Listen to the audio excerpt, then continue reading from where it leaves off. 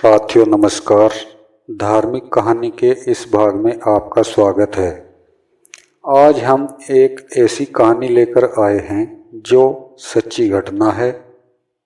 कुछ कार्य ऐसे होते हैं जिनको करने में हमें और आपको शर्म आती है, लेकिन श्री कृष्ण जी ने उस कार्य को बहुत ही लगन से किया और सबके सामने किया। तो आइए जल्दी सुनते हैं कौन सा कार्य है वो जिसको श्री कृष्ण जी सबके सामने किया था। महाभारत काल में पांडु के पांचों पुत्र, जिन्हें पांडव के नाम से जाना जाता है, उन्होंने कई राजाओं को हराया, जिसकी वजह से पांडव चक्रवर्ती सम्राट बन चुके थे। इसके बाद उन्होंने एक राजसूय यज्ञ नाम का यज्ञ का आयोजन किया था। इस यज्ञ में बहुत से राजाओं और महाराजाओं को आमंत्रित किया गया था। इस राजसूय यज्ञ को व्यवस्थित तरीके से आयोजित किया जाए, इसकी पूरी तैयारी की गई थी। हर व्यक्ति का काम निर्धारित किया गया था। कौन व्यक्ति क्या काम करेगा, इस बात का अच्छे से बंटवारा किया गया था। दुर्योधन को भी एक जिम्मेदारी दी गई थी।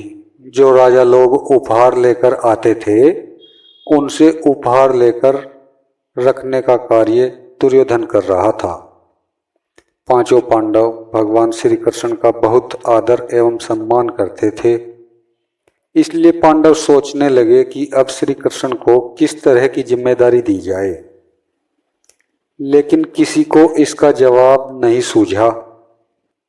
इसलिए सभी ने निश्चय किया कि भगवान श्री कृष्ण से ही इस विषय में पूछा जाए। सभी पांडव श्री कृष्ण के पास आए और उनसे अपनी समस्या का हल पूछा। भगवान श्री कृष्ण ने पांडवों की समस्या को समझते हुए पांडवों से पूछा कि आप लोग बताइए कि अभी इस समय कौन सा ऐसा काम है जो बचा हुआ है और अभी उसे करने के लिए किसी को जिम्मेदारी नहीं दी गई है। श्री कृष्ण की बात सुनकर सभी पांडव चिंतन करने लगे। कुछ देर बाद श्री कृष्ण ने चुप्पी के माहौल को तोड़कर बोले, मैं दो कार्यों की जिम्मेदारी ले लेता हूं। पहला, ब्राह्मण और ऋषि मुनियों के चरणों को मैं ही धोऊंगा, और दूसरा यह है कि भोजन के बाद जो झूठे बर्तन और पत्तल होंगे वो सब मैं उठाऊंगा।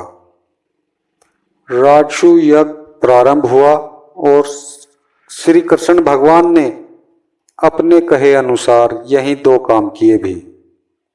बाद में किसी राजा ने श्री कृष्ण से पूछा कि आपने इस तरह का काम करने की जिम्मेदारी क्यों ली? आप तो कोई बड़ा काम भी कर सकते थे। श्री कृष्ण बोले, कोई काम बड़ा या छोटा नहीं होता, बड़ी या छोटी नियत होती है। हमें वह काम करना चाहिए जिसमें सचमुच सेवा का ही भाव हो।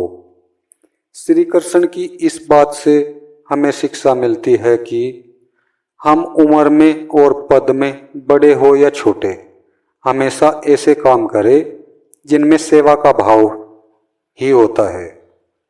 साथियों, यह कहानी आपको कैसी लगी कमेंट करके जरूर बताएं, और ऐसी ही और कहानी सुनने के लिए आप हमारे चैनल को सब्सक्राइब कर ले, जिससे आने वाली वीडियो आपको मिलती रहे। जय श्री कृष्णा।